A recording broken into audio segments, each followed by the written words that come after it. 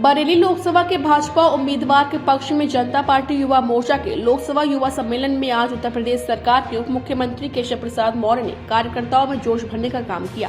इस दौरान उन्होंने बताया कि 80% वोट हमारे हैं, बाकी 20% वोटों का बंटवारा है। उन्होंने विपक्ष पर हमला बोलते हुए कहा कि इंडिया गठबंधन टाई फिस हो गया है, गप्पू और पप्पू की जोड़ी फेल हो गई है। उन्होंने आगे कहा कि इस देश की संपत्ति का सर्वे कराने वालों के मन में जो जहर भरा हुआ है वो लोगों को सब मालूम है। अभी कर्नाटक में कांग्रेस ने ओबीसी का आरक्षण छीनकर मुसलमानों को देने का काम किया है। वहीं उन्होंने सलमान खुर्शीद के भतीजे के बयान पर प्रतिक्रिया देते हुए कहा कि भारत में कोई लफ्ज़ जिहाद, जमीन जिहाद, वोटों का जिहाद नहीं चलेगा। इस समय कुछ चलेगा तो भारत के विकास का संकल्प चलेगा। विकसित भारत बनाने का संकल्प तीसरी बार मोदी सरकार को बनाना है। जनता ने मन बना लिया है और तय कर लिया है।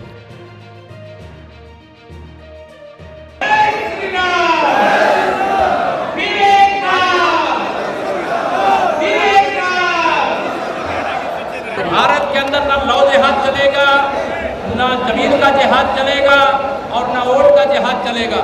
इस समय अगर कुछ भी चलेगा तो हिंदुस्तान के विकास का संकल्प चलेगा, विकसित भारत के गारंटी का संकल्प चलेगा।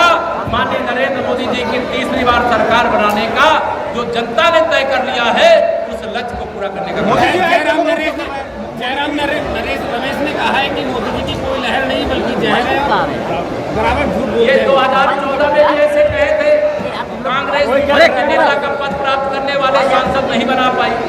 2019 में सरकार बना रहे थे और 2019 में कांग्रेस का सुपड़ा साफ हो गया। इस बार तो कांग्रेस 40 भी शायद सांसद जीत पाएगी कि नहीं जीत पाएगी। इंडी गठबंधन टाई फिस हो गया है और गप्पू और पप्पू की जोड़ी फेल हो गई। अखिलेश यादव ने कहा है कि मोदी जी और योगी जी को मंगलसूत्र से क्या मतलब लेना देना।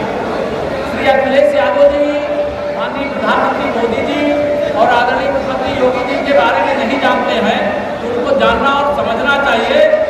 इस देश की किसी की भी संपत्ति है उसका सर्वे कराने वालों के मन में क्या जहर भरा हुआ है वह सब मालूम है लोगों को।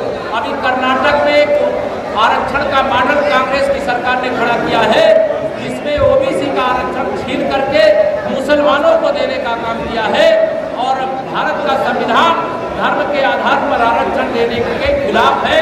इसलिए जिन लोगों ने इस प्रकार का पाप किया है उनको सजा इसी 2024 में दिया जाएगा और कमल का फूल खिला करके दिया जाएगा।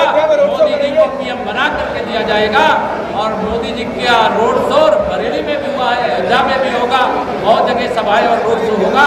वो देश के लिए परिश्रम करने वाले हैं, पसीना बहाने वाले हैं, देश की सेवा करने वाले हैं।